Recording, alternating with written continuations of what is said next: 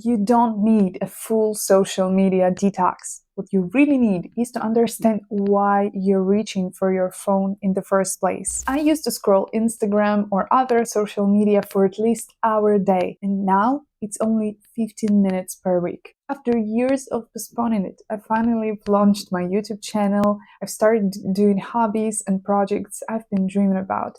And by the end of this video, you will have a blueprint to start doing the same today. In this video, I will show you what changed. We'll uncover what's really going on behind the scrolling and how to reclaim your time, energy, and focus without deleting every app. Not that long ago, I'd open Instagram just for 5 minutes and look up 30 or 60 minutes later, and I asked myself, where did my time go? Why don't I have time for my passions or to change my life? Maybe you've been there too. Maybe you've tried deleting the apps, doing a detox, putting your phone in another room. It helps, but only for a while. Because here's the truth. Until you understand why you're reaching for your phone in the first place, nothing will really change. So let's get to the root of it. There are usually two reasons. We either trying to avoid something or we are craving something we're not getting in real life. If it's the first one, avoidance, then we need to face what we are running from, or at least find healthier ways to cope. For me, social media was my escape from anxiety and uncomfortable emotions. What helped was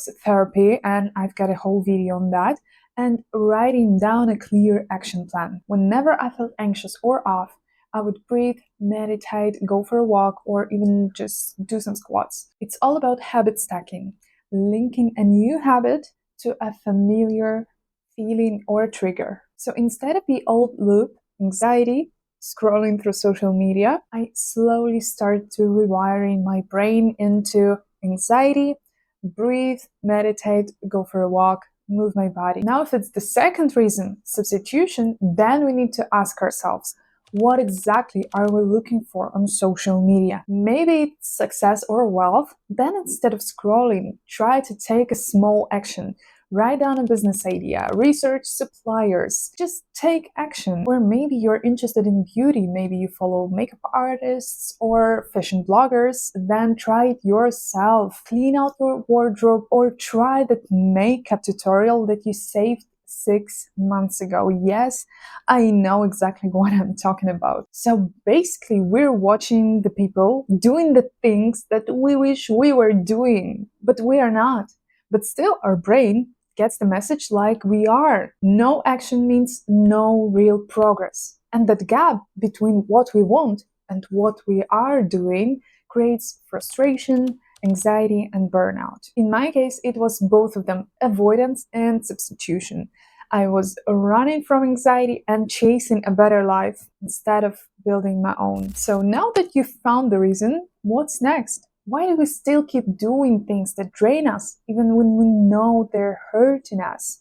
And the answer lies deeper than willpower. It's not about just understanding your patterns, it's about rewiring them. And that's where dopamine comes in. Let's talk about what it's really doing to your brain and how you can take back control. Dopamine is a chemical messenger in your brain that plays a huge role in motivation, habit formation, and pleasure. But it's not just about feeling good. It's about wanting something. It spikes when we anticipate a reward. It drives us to take action, seek novelty, and chase what the brain finds valuable, like eating something delicious, learning something new, or even getting work done. That's why social media is so addictive. It gives us fast, effortless dopamine hits, a like, a notification, a new post, and your brain lights up in anticipation. But dopamine doesn't stay high, it always crashes.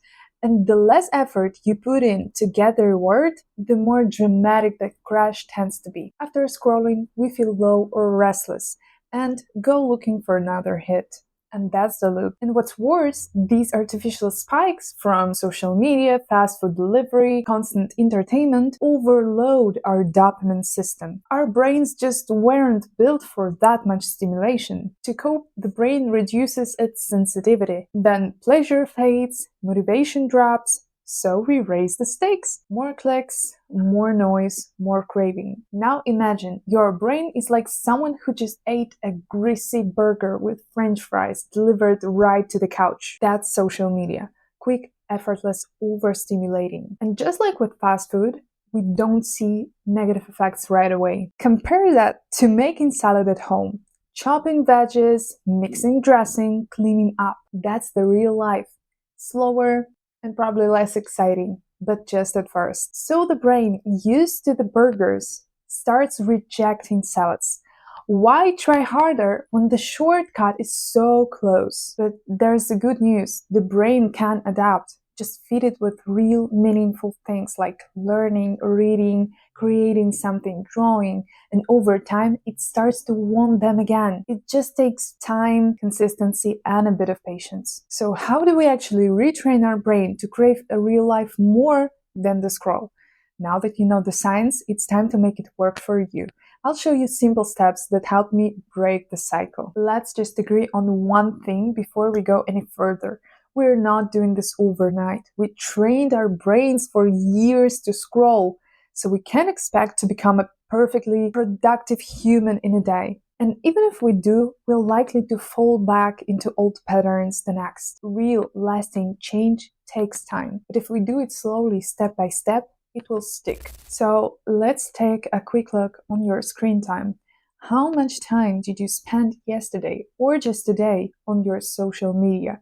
On Instagram, YouTube, TikTok? Chances are it's more than you think. Now multiply that number by 7, and that's your weekly total. For me, it was 4 to 7 hours per week. Still think you don't have time for your goals? So now, the next step, let's remind ourselves, what do we actually want to be doing with our free time? Grab your list of yearly goals, your vision board. What hobbies have you always wanted to try? What passion projects have you been putting off? What business idea has been sitting in the back of your mind? Do you see how exciting life can actually be? So for me, I want to dance more and improve my English to create better videos. Every time you scroll, you're not just passing time, you're stealing that time from yourself, from the person that you're trying to become. That's why it's so important to take these goals and make them ridiculously easy to start. Not just write them down, but prepare everything in advance. Until you plan what to do with your free moments, you will keep wasting them. So for me, I downloaded a dance app, signed up for a month of in-person classes, even bought proper shoes and clothes. With English, I created a detailed plan,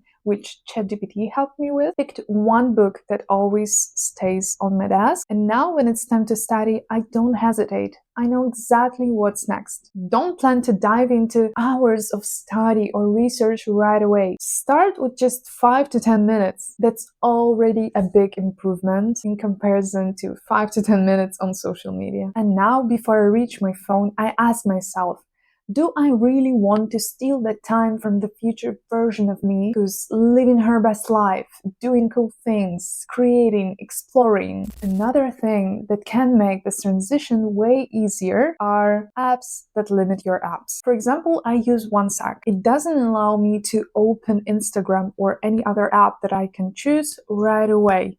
It makes me to pause, take a breath, and it even asks me how much time do I need on this app. There's also Ascent, which does similar things, and it also can block reels and shorts, which is perfect for me because I'm on YouTube for long educational content, but somehow I sometimes end up scrolling on shorts. Ascent also has a focus mode when you set the time of the day when social media becomes completely blocked. The key is here. Take your time to adapt those strategies and tools to your habits. Keep experimenting until you find out what works best for you. For example, I can't delete Instagram. People message me there and sometimes I need to check useful things, but when it's on my phone, I sometimes bypass all the blocks and end up scrolling again. So I deleted the app and now I open it only through the browser on my laptop. It's less convenient, which is exactly the point. And that worked better for me than any screen time app,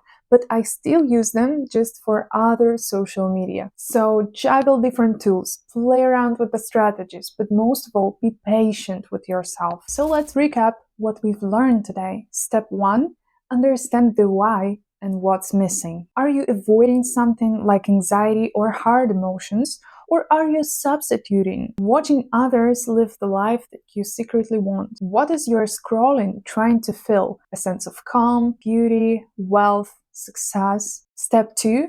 Turn it into a real goal. Make it concrete. Whether it's managing your anxiety, becoming wealthier, or expressing your creativity, define it clearly. Step number 3, start rewiring your brain. Replace passive scrolling with small intentional actions. Create a plan and make it as simple and accessible as possible. And finally, step number 4, set up systems that support you. Use apps to slow down your impulses. Change your environment to make distractions harder to reach and your goals easier to start. This isn't about a willpower, it's about designing your life one small step at a time, so your brain starts craving real experiences more than fake ones. Remember, if you're not getting everything right at once, no one does. Try focusing on one thing, see how it fits, and then you can gradually improve it every day. In a month or 2, you could wake up feeling like a completely different person without making a huge effort. If you're ready to take the first step to be a better, more focused version of you, comment down below one thing that you will swap for 5 minutes of scrolling. Then like and subscribe. Let's keep making small changes that lead to big transformations.